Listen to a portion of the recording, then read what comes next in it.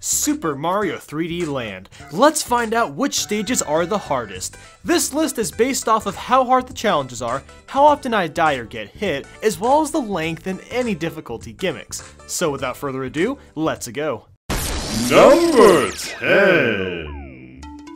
First up, we have S55. This is one of the most confusing and difficult ghost stages in the game. So you'll start the stage and everything looks pretty basic. There's a ramp up ahead and a higher level towards the right. What's the kicker though? It's all about which warp box you pick. These boxes take you to different rooms, but every room is laid out in the same manner. The only difference is the types of enemies lurking around, and the lighting. Even the warp boxes are in the same places. There's about 3 or 4 different locations they can be in, but the placement is so subtle that it's hard to remember which ones move you forward and which don't. And you have a time limit, so you can't be goofing around for too long. Now, if you've played this stage a ton of times and have memorized the order, this isn't all that bad. I've played this stage a few times, and honestly, I'm finding myself getting lost constantly. The stage does give you plenty of power-ups to kill the enemies, since they can be a bit of a distraction. So while it may not be the hardest stage ever, it definitely is confusing. And by the way, for the remainder of this list, playing any of these stages with a Tanuki suit is substantially easier than playing without it, so just keep that in mind as we move forward. The suit is like an easy mode for most stages. Number 9. This is S82, a rolling plains stage, and when I say rolling plains, I literally mean rolling. The terrain we have to traverse consists of lots of rolling parts, and their speed is quite fast. Oftentimes, you'll need to carefully time a jump or long jump to make it to the next part of the stage, or you won't get enough speed. There's been a lot of times when the rotating platforms cause me to lose a lot of speed, so I can't make a jump, or I just bonk before even landing on them. Then there's the section with all the Monimoles. The spinning platforms move even faster here. There's this pipe that you can take where you can grab 2 power-ups, which is really nice. It gives some relief for the challenge. Then after that, you'll have to make your way across some really long rotating platforms that require some pretty fast and precise movement. As I said earlier, the Tanuki suit makes this stage a bit easier because it allows you to time your jumps more efficiently. Overall though, my momentum feels really thrown off, which is why I find this stage to be pretty difficult. Number 8. And next we have S42. It's another ghost level and definitely harder than the one we just talked about. There's 2 main things that are a problem. For one, you have to watch out for the cosmic clone that follows your every step. And 2, the floor only appears when you get close to it. Coupled with the fact that you don't really know what direction to move in and the cosmic clone is following from behind, this level can get quite intense and will force you to take risks to find your path. Sometimes you'll run into platforms that seem like a fork in the road, so you have to quickly figure out which direction has a platform while not getting hit by the clone. Around halfway through the level though, you can get access to a star and take out the clone temporarily as well as a bunch of boos, so it's a nice break. You can even get a Tanuki suit from one of the boosts, so that makes the level a lot easier. If it wasn't for the lucky break halfway through, I probably would have put this stage a lot lower on the list. Number 7. So this next stage comes from S73, and what's nice about this one is that the level actually feels themed. Granted, it's Nintendo yet again resorting to clocks.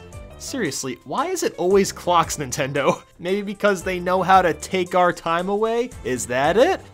Anyway, most of the platforms here are spinning continuously or spin in cycles. This makes the entire level pretty disorienting to play through. A large majority of the jumps that you have to make are pretty far, and you'll need to be rather accurate. Several tail bob-ombs will fall down, but they really aren't that much of a threat. They're easy to avoid. The most difficult section is probably where you'll go into this green maze-esque area that are littered with several fuzzies. The placement of these enemies can make them hard to avoid, especially since the camera sometimes sets it up so that you can't see them until the last second. There's really not much else to this one. It's just a nice fun challenge. Number 6. This is generic block turning stage S64. It looks really boring and tasteless, but that doesn't mean it won't test your skills. As you can guess, the main conflict are the spinning blocks, but you have a cosmic clone following you around too. S8-2 had a similar gimmick to this one, but that stage didn't have the clone. Whenever a stage in this game has the Cosmic Clone, it makes it so much harder because you're constantly under pressure to keep moving. It's very easy to slip up and bonk off a spinning platform. When that happens, it's basically game over because Mario can't get up in time to save himself from falling. It can be hard to tell when it's safe to land on certain platforms because you can land on slopes, but it can't be too steep or you'll just fall off. And then when you get to the end, some of the longer platforms have flop hoppers on them. And yes, that's what they're called. Flop hoppers. Lol. Number 5. And now we have our first airship level for this list, S7-5. Yet again, we have to deal with even more spinning platforms. Geez, something about this game and spinning platforms. Anyway, what makes this stage harder than the other ones I've already talked about is that they spin a lot faster. The depth perception is really funky in Mario 3D Land, and that's especially the case for this stage. It can be hard to watch the shadow of Mario since that's really the only way to tell where exactly you're going to land. The spinning cylinders spin in different directions and they're angled in different ways. This makes the stage pretty disorienting to play because you have to pay so much attention to the platforms. Some of the stages we've talked about earlier offer you Tanuki suits. For this stage, all you can get is a mushroom or a fire flower. Now, of course, you can wear a Tanuki suit before entering this level, but I digress. Number 4.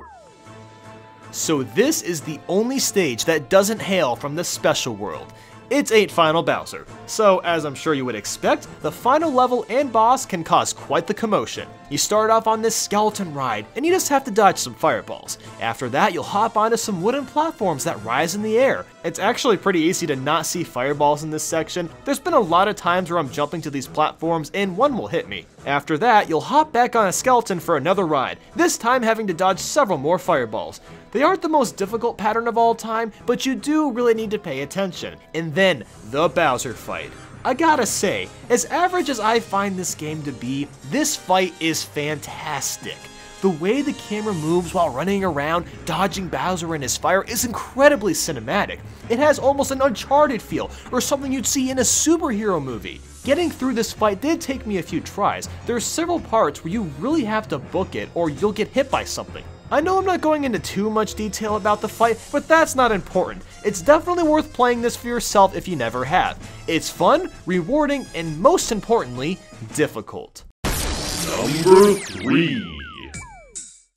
And now we've got S7-4, and wouldn't you believe it, a Cosmic Clone is after us again. The gimmick is that every time you jump, the red and blue platforms take turns flipping. This normally wouldn't be that hard, but there just so happens to be a Cosmic Clone chasing you. Having to avoid him and keep track of when to jump is a lot to take in. As you get farther into this level, there's several spikes and sting-by in your way, so dealing with all of that while navigating the constantly changing platforms is a test. It's strange because the level itself doesn't look that hard, but I've always had a hard time completing it. It always seems to take me several tries to get through, even though I've beaten it in the past. And then at the end, you have to very carefully time your jumps to get to the flagpole, or else you'll get hit by the clone and fall and have to start all over again. This is a really fun level, but definitely a tough cookie. Number 2. Here's the thing about S8-5. You might be thinking to yourself, wait a minute, haven't we already seen this one?